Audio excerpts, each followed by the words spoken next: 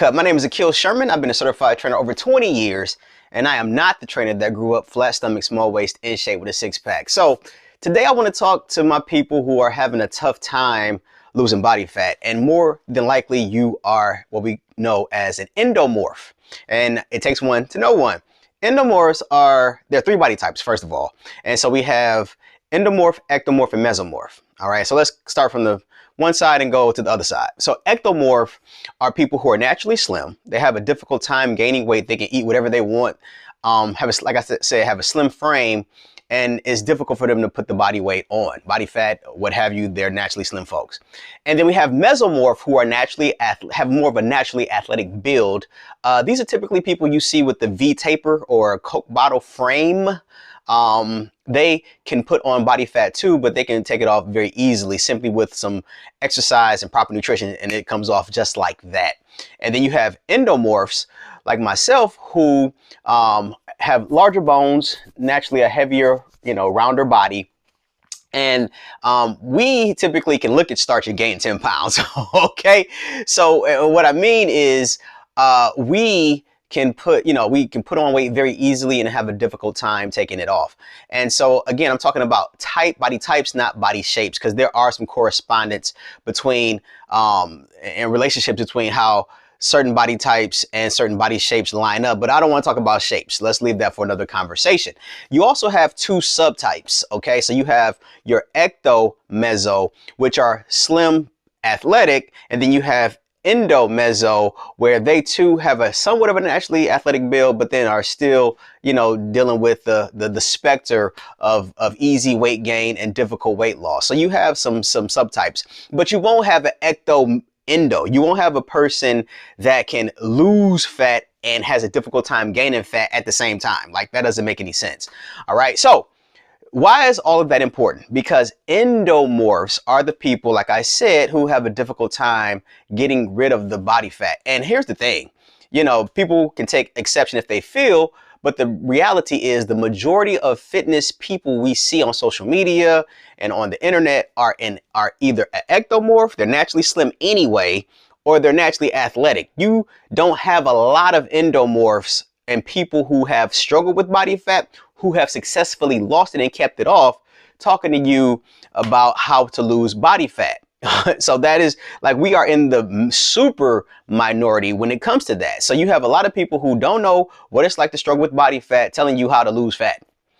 So that's one of my jobs in this channel, is to make it more clear, because I am somebody who has dealt with body fat my entire adult life. And I've recently got in the best shape of my life by implementing some things. So anyway, like I said, I want to talk to you all about, my endomorphs, about that. So number one, we already covered what the body type is. Let's talk about what to avoid, all right, in terms of the foods. So a lot of us endomorphs, we're struggling to lose body fat because of the nutrition that we're eating and how our body responds to it. So starch, because people say cut carbs, low carb, that's a bit of an overstatement, because it doesn't really get to the crux of what you want to pay attention to. Ultimately, starch and processed sugar are the things you want to really look out for, because think of it like this. They use corn, bread, and grain to fatten up livestock, okay, which are pretty much mammals. And so imagine what that does for us. If you are eating a diet heavy in bread, rice, corn, potatoes, pasta, and wheat, and processed sugar, then those things are going to create that. Basically, what's going to happen is it's going to tell your body, it's going to create a spike in your insulin.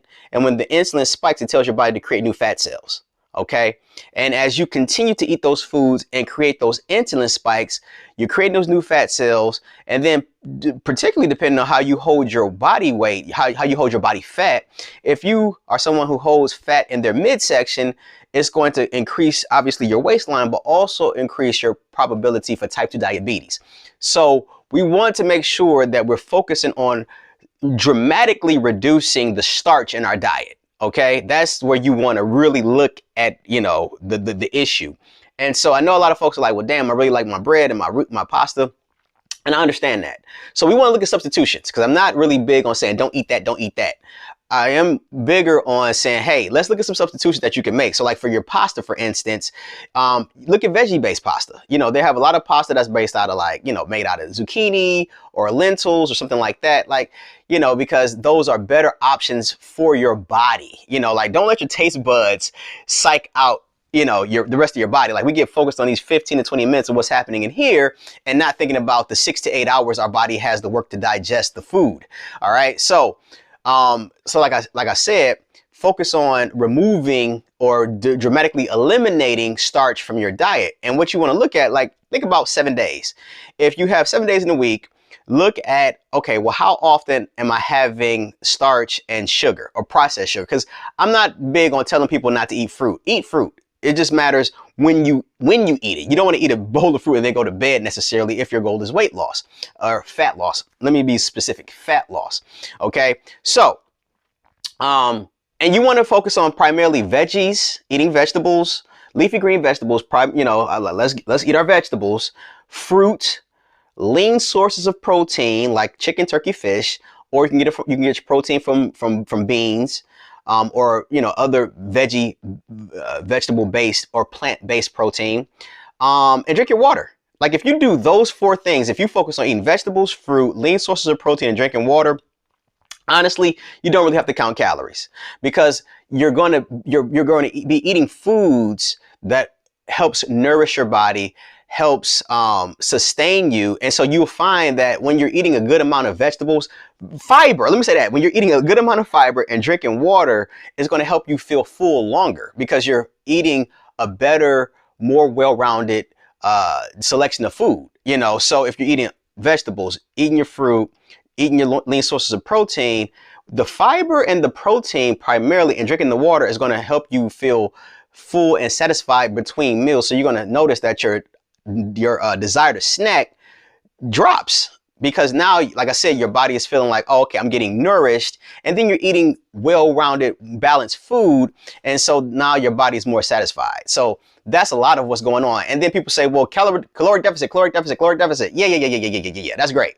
The main thing though is when you're eating vegetables, fruit, lean sources of protein, drinking water, you're going to be fine because guess what? Nobody is getting overweight from eating too much spinach, celery, carrots, and eating apples and bananas. Like nobody's getting overweight from that, guys. And like I said, when you're eating those foods, you feel well fed because all calories are not the same. Like calories that you get from an apple are not the same calories you get out of a candy bar. Like calories aren't meant the same. So aren't made the same, I should say. And so when you ingest those foods, your body processes them differently, you know, because the body recognizes, oh, because here's the thing about fruit. It comes with vitamins and minerals that we need.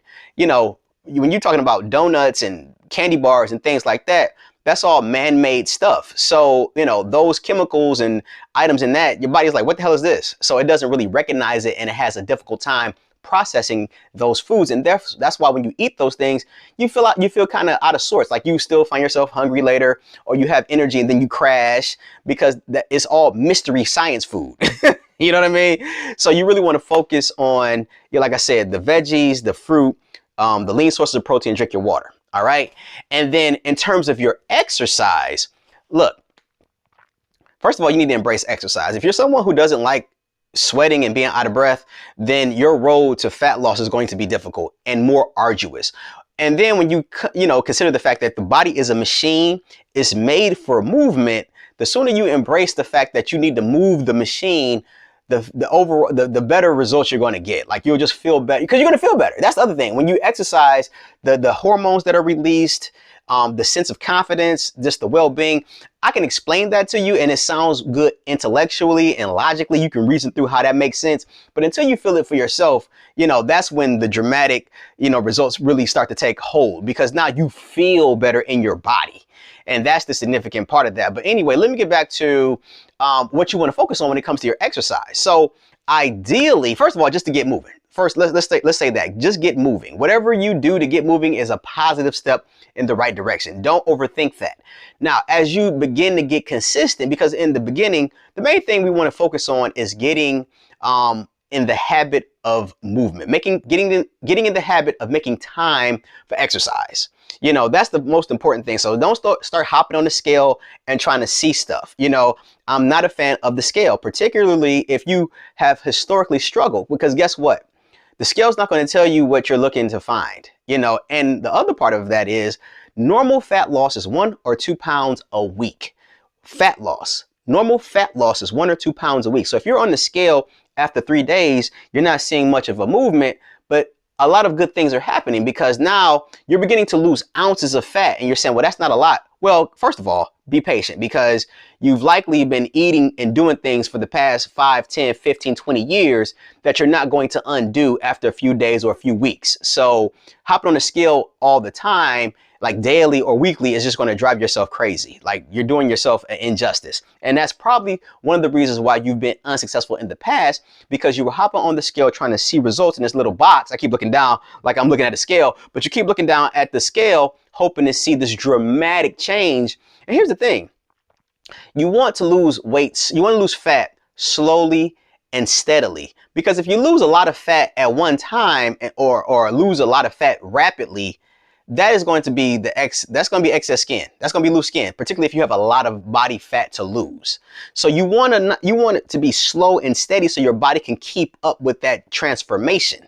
And you want to make sure that you do your weight training. So in terms of how to exercise, we want to prioritize our weight training and then cardio, not the other way around. People typically, when they have a lot of fat to lose, they get fixated on thinking, okay, I gotta do this cardio. Well, if you do nothing but cardio and just cardio just burns. You say, well, I want that. Well, cardio burns fat and muscle when done in excess. And it's highly likely, because you're not doing any weight training, you're not doing anything to condition the muscles, you're not doing anything to firm, tone, tighten, and sculpt. Cardio doesn't do that. Cardio just burns. So you want to focus on doing weight training and then adding some cardio in. So like, if you're going to come to the gym, you have the time to do both in one session. You come in, you do a 5 to 10 minute warm up, you do your weights first, and then you go and do your cardio. So that's how you want to structure your workouts, okay? And then when it comes to weight resistance, you can still add in a cardio element by reducing the amount of rest between each activity. So if you're going to do, like, say for instance, just for example, squats, lunges, push-ups, for example, you know, what you could do is go from 1, 2, 3 exercises with a short rest or no rest at all, depending on your fitness level. And the purpose of that is to increase the intensity and increase the intensity of the workout. So therefore, when your heart rate is up and your rate of breathing is up, both of those things allow the body to use fat as fuel. Okay, so you're just going to get a better workout and more efficient and effective for what you're looking to do.